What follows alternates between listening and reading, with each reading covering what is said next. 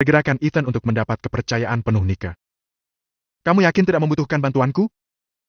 Marco bertanya ketika melihat Ethan sudah bersiap dengan setelan jas berwarna hitam. Ethan menoleh. Akan ada banyak anak buah Wilds. Bagaimana bisa aku meminta paman ikut bersamaku? Itu sangat berbahaya. Tapi kamu jelas akan masuk ke sarang harimau. Aku sudah masuk ke sarang singa, paman. Niat Ethan adalah untuk bercanda agar pamannya tidak terlalu mengkhawatirkannya. Lagi pula, bukankah memang benar jika dia sudah masuk ke sarang singa Wilds? Aku akan mengawasimu dari jauh. Ethan menghela langkah menghampiri sang paman yang sedang duduk di tepi ranjang memperhatikan dirinya. Pria itu berdiri menjulang di depan Marco hingga membuat Marco mengangkat kepala. Lihat, kan paman? Aku bukan lagi anak kecil yang harus selalu paman lindungi. Aku sudah setinggi ini sekarang. Sebentar lagi aku bahkan sudah akan berusia 30 tahun. Aku bahkan malu jika mengingat paman yang terus menjagaku meskipun aku sudah sedewasa ini. Marco berdecak mendengar kalimat panjang Ethan. Jangan terus menganggapku masih Ethan yang sama yang takut dengan ular. Ujar Ethan mengingat ketika ia kecil, ia benar-benar takut pada hewan melata yang seringkali ia temui di sekitar rumah tinggal mereka. Marco mengulum senyumnya. Ya, mungkin dirinya masih menganggap Ethan anak kecil yang harus dia lindungi. Padahal, anak kecil itu kini sudah menjadi pria dewasa yang tangguh. Lebih tangguh dari dirinya yang kini sudah tidak muda lagi. Marco menghembuskan nafasnya. Mau berapapun usiamu, bagi paman, kamu tetap anak yang harus paman lindungi dengan taruhan nyawa. Aku tidak pernah meragukan kesetiaan paman pada ibu selama ini. Dan juga padaku. Tapi sekarang giliranku untuk melindungi paman. Ethan tersenyum lebar. Aku yakin sudah jauh lebih kuat dari paman. Ethan kemudian menepuk pelan bahu sang paman. Sekarang, aku pergi dulu. Nanti akan aku ceritakan semuanya. Ethan kemudian memutar tubuh, lalu menghela kaki keluar kamar. Marco beranjak. Pria itu berjalan mengikuti sang tuan muda hingga sampai di pintu keluar. Aku pergi, paman.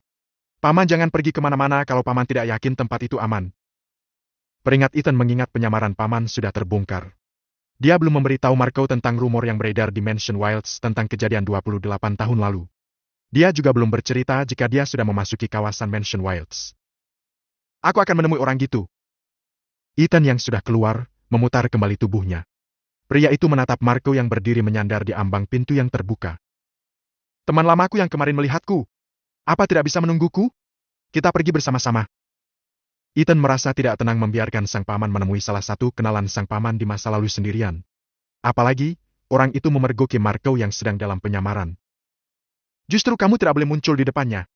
Dia belum tahu tentang kamu. Marco tersenyum. Jangan khawatir. Aku akan baik-baik saja. Dia sudah sama tuanya denganku.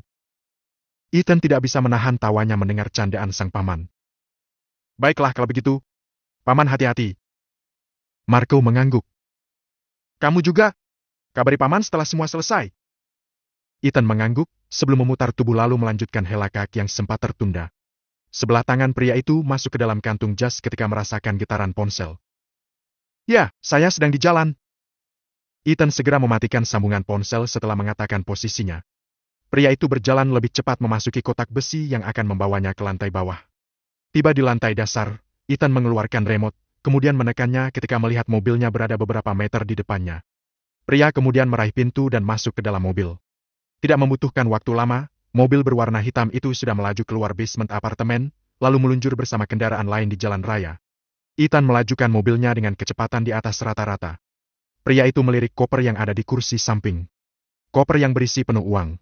Ini pertama kalinya dia akan melakukan transaksi untuk mewakili Nicky yang tertahan oleh sang istri. Tiba tak jauh dari tempat transaksi, dia bisa melihat dua mobil hitam yang berjajar di bahu jalan. Begitu mobilnya melintas, kedua mobil itu melaju di belakangnya. Ethan menekan semakin dalam pedal gas. Sepasang mata pria itu untuk sepersekian detik mengawasi spion. Ethan menyalakan lampu sein, lalu menurunkan kecepatan mobil begitu tempat tujuannya sudah terlihat. Dua mobil di belakangnya melakukan hal yang sama. Tiga mobil yang sama-sama berwarna hitam tersebut berbelok, kemudian memasuki pelataran sebuah bangunan yang terlihat sudah lama tak terurus. Beberapa orang dengan pakaian hitam-hitam langsung keluar dari gedung yang pernah berfungsi sebagai gudang. Ethan memarkirkan mobil, lalu segera melepas seatbelt. Ethan meraih koper di kursi sampingnya.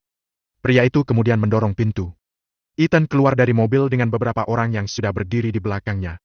Mereka adalah anak buah Wilds yang mengikuti mobilnya. Sementara di hadapan mereka juga sudah berjajar beberapa orang dengan tubuh besar serta wajah sangar. Seorang dengan tubuh yang tidak terlalu besar dan warna setelan jas berbeda berjalan mendekati Ethan. Pria itu mengamati Ethan dengan seksama, sebelum kemudian mengedikkan kepala. Meminta Ethan untuk mengikutinya. Ethan berjalan mengikuti pria tersebut tanpa membuka suara.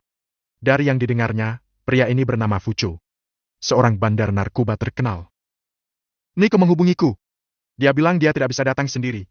Benar. Ethan menjawab. Apa istrinya sudah mulai menguasai pria itu? Ethan mengernyitkan kening. Tidak menyangka akan ada perbincangan seperti ini. Dia pikir, dia hanya akan menemukan ketegangan. Tidak mendapati respon dari orang kepercayaan Nika, pria dengan rambut keriting serta kumis tipis itu menoleh. Sepertinya benar begitu. Pria itu menjawab sendiri pertanyaannya. Itu, barangnya ada di sana. Fucho menunjuk ke satu sisi gudang. Ethan menoleh, lalu membelokkan langkah kakinya ke tempat tersebut bersama dengan Fucho. Di belakang dua orang tersebut, beberapa pengawal berjalan mengikuti, sementara beberapa berjaga di luar gudang. Dua orang anak buah Fucho yang sudah berada di samping barang yang akan mereka transaksikan, segera membuka penutup bak truk besar. Dua orang anak buah Wilds kemudian naik ke bak truk. Mereka berdua mengecek barang di dalam bak truk tersebut. Beberapa saat Ethan memperhatikan dari tempatnya berdiri. Menunggu kedua anak buah Nike yang sedang memeriksa barang mereka. Oke, bos. Salah seorang yang berada di atas truk untuk memeriksa barang, memperlihatkan ibu jarinya. Ethan menoleh, memanggil salah satu pengawal lain Wilds, kemudian memberikan koper yang dia bawa semenjak turun dari mobil. Pria itu kemudian menghela kaki, lalu dengan dua tangan berpegangan pada sisi bak truk. Ethan mengangkat tubuhnya dengan cepat, lalu melompat ke atas bak. Ethan mengedarkan matanya. Pria itu membungkuk. Tangannya mulai menyentuh, mengambil, kemudian mencium dedaunan yang sudah dikeringkan dan dipek dengan rapi. Ethan menoleh ke bawah di mana Fucho masih berdiri menunggu. Ethan tersenyum, sembari mengangkat satu pek barang yang akan mereka transaksikan. Fucho terlihat menghembuskan nafas panjang. Seolah pria itu merasa lega karena pelanggannya terlihat puas dengan barang dagangannya. Ethan kembali membungkuk. Mengembalikan barang yang dia ambil ke tempatnya. Namun, pria itu tidak langsung turun. Ethan justru membongkar bagian lain tumpukan berpapek daun kering yang harganya tidak main-main. Ethan mendengkus begitu menemukan sesuatu yang mencurigakan. Kepala pria itu menoleh ke bawah, lalu menggeleng pelan. Seperti sudah tahu apa yang ditemukan oleh Ethan, beberapa pengawal Wilds langsung mengeluarkan lalu menodongkan senjata api mereka ke arah Fucho dan beberapa anak buahnya. Fucho yang tidak bersiap, mengangkat kedua tangan begitu melihat ujung pistol sudah terarah ke kepalanya. Bukan seperti ini cara berdagang, Fucho. Ethan berdiri sembari mengangkat dua pek daun kering, kemudian melemparnya ke arah Fucho. Oh, itu aku tidak tahu. Fucho mencoba mengelak. Ethan melompat turun dari bak truk. Pria itu menghela langkah lebar ke arah Fucho, lalu tanpa aba-aba melepaskan pukulan tepat ke arah sisi wajah kiri Fucho hingga pria itu terjatuh. Ethan melompat. Satu kaki pria itu menekan dada Fucho yang belum sempat bangkit setelah terjatuh karena pukulan tangannya. Aku tidak suka berbisnis dengan orang yang tidak bisa dipercaya. Ethan menekan telapak kakinya lebih kuat hingga membuat Fucho semakin meringis. Sementara beberapa pengawal Fucho yang sudah akan bergerak membantu atasannya berhenti bergerak saat ujung pistol menyentuh pelipis mereka. Kedua tangan Fucho memegang kaki Ethan mencoba menahan tekanan kuat kaki lawannya. Dia tidak menyangka orang baru yang dikirim oleh Nika ternyata tidak bisa dia perdaya. Tadinya, dia mencoba peruntungannya untuk bisa mengeruk lebih banyak keuntungan. Dia mencampur barang dagangannya dengan daun tembakau kering yang dia letakkan di tumbukan bawah secara acak. Dia sudah mengatur sedemikian rupa hingga berpikir tidak akan ketahuan. Dua orang anak buah Nike yang sudah sering ikut dengan Nike saja tertipu. Aku hanya mengujimu. Fucho kembali membuka mulut. Dadanya terasa sakit. Entah berapa beban tubuh yang lawannya timpakan ke dadanya hingga dia merasa seperti sedang menahan beban yang sangat berat. Tadi kamu bilang tidak tahu, dan sekarang bilang mengujiku? Ethan tertawa keras. Kamu kira aku anak ingusan yang bisa kamu bohongi? Kamu baru di bisnis ini. Tapi tidak botha. Ethan menekan suaranya. Tatapan mengerikan Ethan membuat Fucho ciut nyalinya. Maaf. Berdiri. Perintah Ethan. Pria itu menurunkan kaki dari dada sang lawan. Ethan menatap Fucho yang memiringkan tubuh sambil terbatuk mengusap dadanya. Ethan menoleh ke arah para bodyguard Wilds, kemudian memerintahkan mereka untuk mengambil alih semua persenjataan lawan mereka. Dengan cepat mereka bertindak. Merampas senjata api, juga pisau yang tersembunyi di balik pakaian mereka. Fucho berdiri sambil sesekali meringis. Buang senjatamu. Perintah Ethan sembari menatap tajam Fucho. Yang diperintah mendesah, kemudian memasukkan tangannya ke dalam jas. Fucho mengeluarkan senjata apinya, lalu melemparnya ke lantai. Salah satu anak buah Wilds bergegas mengambilnya. Sekarang, apa yang akan kamu lakukan? Apa aku harus melapor pada Nika apa yang aku temukan? Tantang Ethan. Kamu pasti sudah tahu bagaimana seorang Wilds. Berani-beraninya kamu bermain dengan kami. Kamu bukan Wilds? Fucho menatap kesal lawan bicaranya. Pria bernama Ethan ini bukan Wilds, makanya dia berani bermain-main. Sayangnya, dia sedang sial sampai tidak berhasil mengelabuhi anak buah Nick yang pria itu kirim untuk mewakilinya. Ethan menyeringai. Baiklah, aku akan melapor sekarang. Jangan! Dia akan membunuhku. Ethan berdecak. Kalau kamu tahu nyawamu bisa melayang, kenapa kamu berani mengelabuhi kami? Memang menurutmu apa lagi alasannya? Hah? Ethan langsung menajamkan tatapan matanya.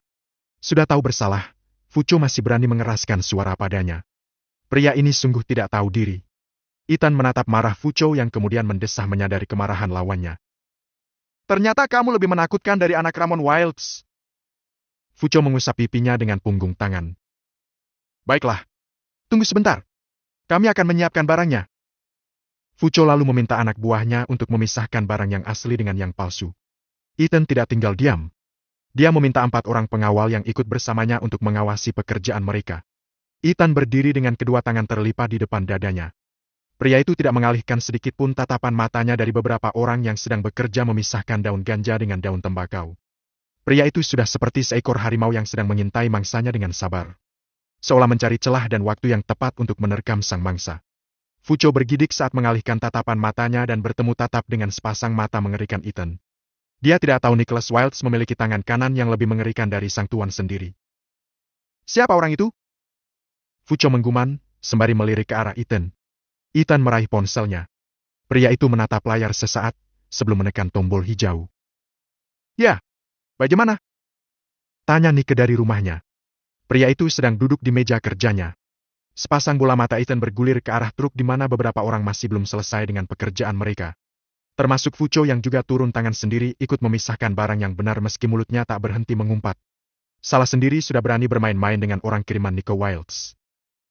Belum selesai. Sahut Ethan santai, sementara sepasang matanya tidak meninggalkan Fucho dan anak buahnya. Apa ada masalah? Nick mulai curiga. Pria itu sudah meluruskan punggung yang sebelumnya menyandar nyaman ke kursi. Tidak biasanya Fucho belum menyiapkan barangnya saat waktu transaksi yang sudah ditentukan tiba. Fucho adalah salah satu supplier yang sudah bekerja dengannya beberapa tahun terakhir. Dan selama itu, setiap kali mereka melakukan transaksi, semua barang sudah siap saat dia tiba. Tidak. Bohong Ethan. Sesaat Nick terdiam dengan kening mengernyit. Otaknya mengatakan ada yang janggal, tapi suara tegas Ethan meyakinkan dirinya. Pria itu kemudian menghembus pelan nafasnya. Baiklah kalau begitu. Ethan langsung menutup panggilan telepon dari sang bos. Dia memang bekerja di perusahaan Wild sebagai seorang akuntan, tapi lihat apa yang saat ini dia kerjakan. Dia sedang melakukan transaksi perdagangan gelap keluarga Wilds. Bukankah ini luar biasa? Secepat ini dia masuk ke dunia gelap mereka. Nyaris 1 jam Ethan menunggu, sampai akhirnya Fucho dengan keringat membasahi wajah dan tubuh pria itu turun dari bak truk, kemudian menghampiri Ethan. Susah selesai. Ethan mengalihkan tatapan mata ke arah barang yang berceceran di bawah truk. Barang yang tidak lain adalah daun tembakau yang sudah dikeringkan dan diracik seolah itu adalah daun ganja. Ethan mendengkus. Itu paling tidak 1/3 dari jumlah yang semula akan kamu berikan pada kami. Fucho mengedip, kemudian mengikuti kemana arah tatapan mata Ethan tertuju. Lagi, Fucho mengedip. Dia belum memberitahu jumlahnya, dan pria ini sudah bisa menebaknya dengan tepat hanya dengan melihatnya. Fucho benar-benar penasaran pada pria yang Nika kirim untuk mewakili pria itu. Siapa kamu sebenarnya? Tidak penting untuk mengetahui siapa aku. Kita selesaikan bisnis ini. Aku sudah malas berada di tempat seperti ini. Baiklah. Siapapun kamu, sekarang aku tahu, aku tidak bisa bermain-main denganmu. Aku juga tidak akan membuat semuanya semudah ini, jika kamu berani membohongiku sekali lagi. Aku tidak bodoh. Aku tidak mungkin melakukannya lagi. Janji Fucho sembari menghembuskan nafasnya. Siapapun orang ini, dia tidak akan membahayakan nyawanya sekali lagi. Ethan menoleh ke arah satu pengawal Wilds yang masih memegang kopernya. Ethan kemudian menyebut sejumlah angka dan meminta pria itu mengeluarkan dari koper. Kenapa kamu menguranginya lebih banyak? Keluh Fucho mengetahui berapa jumlah uang yang Ethan keluarkan dari koper. Jumlah itu melebihi 1/3 dari jumlah yang seharusnya. Pria itu menatap kesal Ethan. Ethan mengangkat lengan kirinya. Apa kamu tahu berapa waktu kami yang sudah terbuang karena ulahmu? Balas Ethan. Tapi kamu tidak bisa melakukan ini. Aku bisa bangkrut. Keluh Fucho sembari menatap ke arah tumpukan uang yang sudah keluar dari tempatnya. Tangannya sudah gatal untuk meraihnya. Ini pelajaran buat kamu untuk tidak mengulangi kesalahan yang sama. Aku sudah berjanji tidak akan mengulanginya. Ethan mencibir. Aku belum bisa percaya padamu. Ayolah, Ethan. Orang-orang seperti kami ini mengutamakan janji. Ethan langsung berdecih keras. Lalu apa yang baru saja kamu lakukan? Sepasang mata Ethan mendelik, hingga membuat Fucho mengerut, lalu sepasang kaki pria itu terhela ke belakang dengan sendirinya. Ethan menarik nafas panjang, kemudian menghembuskannya keras-keras. Pria itu kemudian menghela langkah menghampiri salah satu pengawal yang baru saja selesai mengeluarkan sejumlah uang seperti yang dia minta. Ethan meraih kembali koper lalu pria itu mengambil satu gepok uang. Ethan memutar tubuhnya. Pria itu, dengan satu koper besar berisi penuh uang dan satu gepok uang di tangan yang lain menghampiri Fucho, kemudian menyerahkan koper itu pada sang bandar. Ini, kamu bisa menghitungnya lebih dulu sebelum membawanya pulang. Fucho menyambar koper dari tangan Ethan. Aku percaya padamu. Tidak seperti kamu yang tidak bisa percaya pada orang lain. Fucho menggerutu. Pria itu sama sekali tidak berniat untuk membuka koper dan menghitungnya kembali. Satu sudut bibir Ethan terangkat. Apa kamu yakin tidak akan memeriksa isi koper itu lebih dulu? Apa kamu yakin tumpukan uang di bawahnya bukan uang palsu? Seketika sepasang mata Fucho membelalak. Pria itu buru-buru menjatuhkan tubuh ke lantai. Duduk bersila, kemudian membuka kopernya. Dia tidak terpikir apa yang Ethan katakan mungkin saja terjadi. Sementara itu, Ethan tertawa cukup keras, hingga membuat Fucho yang sedang sibuk memeriksa uangnya mendungak. Pria itu menyipit menatap pria yang masih berdiri menjulang tak tahu dari tempatnya tertawa keras. Kening Fucho mengernyit semakin dalam, sementara sepasang matanya menatap lekat-lekat Ethan yang masih belum berhenti tertawa. Dia merasa seperti sedang melihat seseorang. Tapi siapa? Fucho menggaruk kepalanya kala masih belum berhasil mengingat di mana pernah melihat sosok yang begitu mirip dengan Ethan yang sedang tertawa. Apa mungkin dia dan Ethan memang sudah pernah bertemu sebelumnya? Fucho semakin pusing. Pria itu kemudian menggelengkan kepala mengusir pertanyaan di dalam kepalanya yang ia anggap tidak penting. Yang penting sekarang adalah memastikan semua uang yang dia terima asli. Dia sudah rugi, dan tidak mau rugi lebih banyak lagi. Fucho mencerca Ethan dalam hati. Kemarilah kalian berempat. Orang yang ditunjuk Ethan saling bertatapan. Iya, kalian. Kemari. Bukannya langsung bergegas menghampiri Ethan, keempat pengawal Fucho itu justru menoleh bersamaan ke arah sang bos yang masih sibuk dengan uangnya. Yang bahkan tidak mengangkat kepalanya dari tumpukan uang itu sedikitpun. Ethan menggelengkan kepala. Kenapa? Apa kalian takut aku akan membunuh kalian? Kalau aku memang ingin mengirim kalian ke alam lain, sudah aku lakukan dari tadi. Dasar! Cepat kemari! Galak Ethan yang kemudian membuat keempat pengawal Fucho terbirit lari menghampiri Ethan. Mereka tidak ingin musuh bosnya berubah pikiran ingin menghabisi nyawa mereka. Iya, Tuan. Ada apa?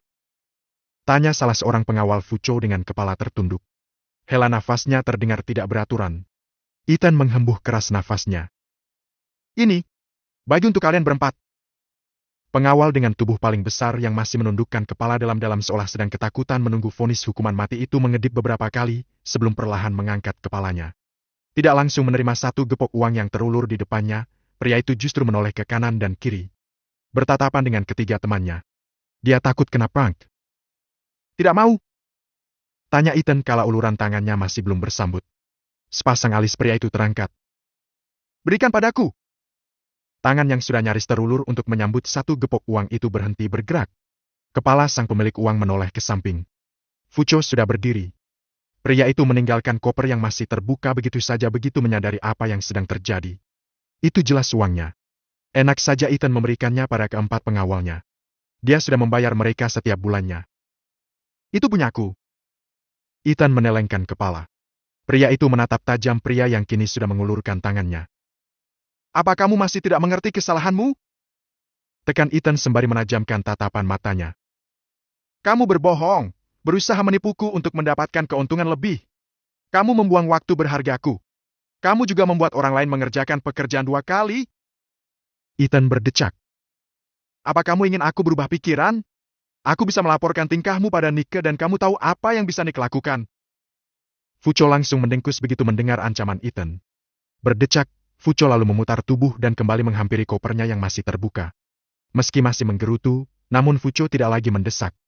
Pria itu hanya melirik kesal tingkah Ethan yang malah memberikan satu gepok uang yang pria itu ambil darinya, pada keempat pengawalnya. Bagi yang rata. Jangan ada yang merasa pantas mendapat bagian lebih. Ethan menatap tajam satu persatu dari keempat pria di hadapannya. Pria dengan tubuh paling besar, mengangguk kuat. Pria itu akhirnya tersenyum begitu satu gepok uang sudah berpindah ke tangannya. Ternyata, bukan prank. Terima kasih.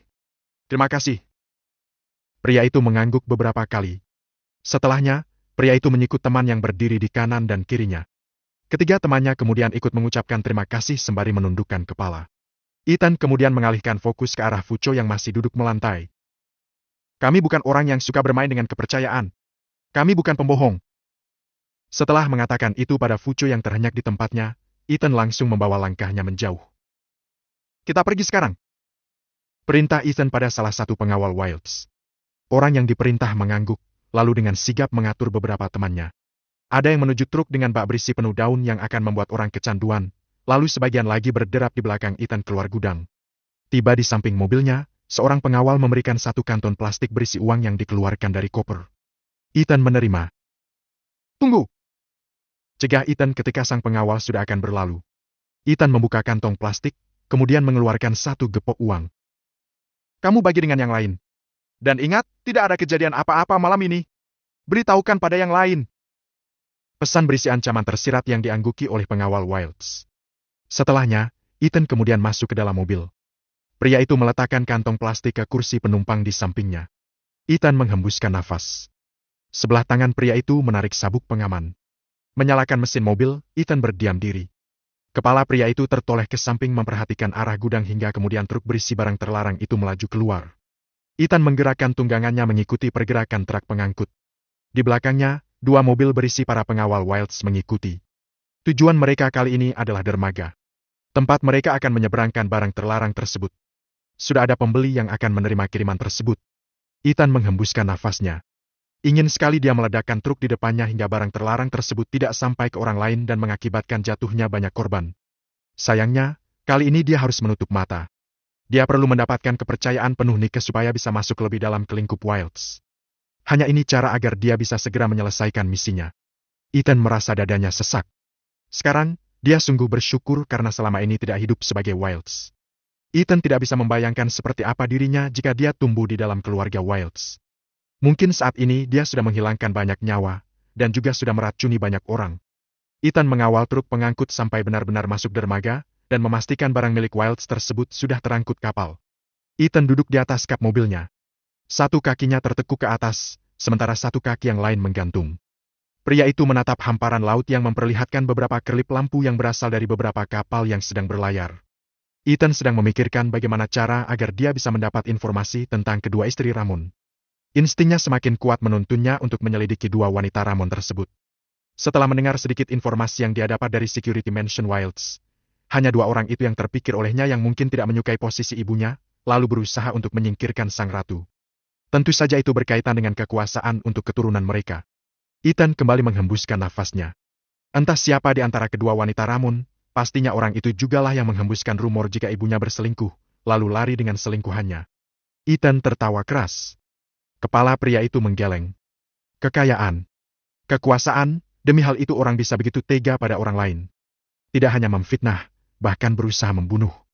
Bukan hanya seorang wanita lemah, bahkan bayi yang tidak tahu apa-apa, yang masih belum memiliki kekuatan apapun selain menangis. Sungguh tega mereka. Ethan memukul udara saat merasa dadanya sesak. Bos? Ethan mengernyit, lalu menoleh. Pria itu menatap bingung seorang pengawal yang berdiri di sampingnya. Kenapa masih ada di sini? Tanya Ethan tidak menyangka jika pengawal Wilds ternyata masih belum meninggalkan dermaga. Karena bos masih di sini. Jawab bodyguard tersebut. Ethan berdecak. Saya bukan bos kalian. Pulanglah. Sudah larut. Keluarga kalian pasti sudah menunggu. Tapi, bos. Ethan menghembuskan nafasnya. Sudah saya bilang, saya bukan bos kalian. Saya Ethan. Panggil Ethan saja.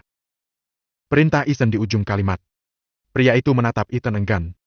Merasa tidak enak hati memanggil nama langsung orang yang dianggapnya bos. Sekalipun dia belum lama mengenal pria kepercayaan Nico Wilds yang sudah lama diikutinya, namun pria ini pantas menjadi bosnya. Saya tidak mau berdebat. Sekarang, pulanglah. Suruh semua pulang. Beristirahatlah di rumah. Bertemu dengan keluarga kalian. Itu yang paling berharga. Ethan mengangkat sedikit satu sudut bibitnya. Pria itu segera mengembalikan ekspresi wajah ketika mengingat pesan sang paman untuk tidak banyak tersenyum. Meskipun Ethan kesal setiap kali mengingat pesan sang paman tentang senyum, namun Ethan tetap mengikutinya. Dia sendiri belum bertemu secara langsung dengan penguasa tertinggi Wilds, akan tetapi dia tahu. Pamannya tidak mungkin mengatakan omong kosong. Dia harus menelan kekesalannya. Baiklah. Kalau begitu, kami permisi. Dan, terima kasih untuk hadiahnya. Pria itu membungkukkan tubuhnya, sebelum berputar kemudian berjalan cepat menjauh.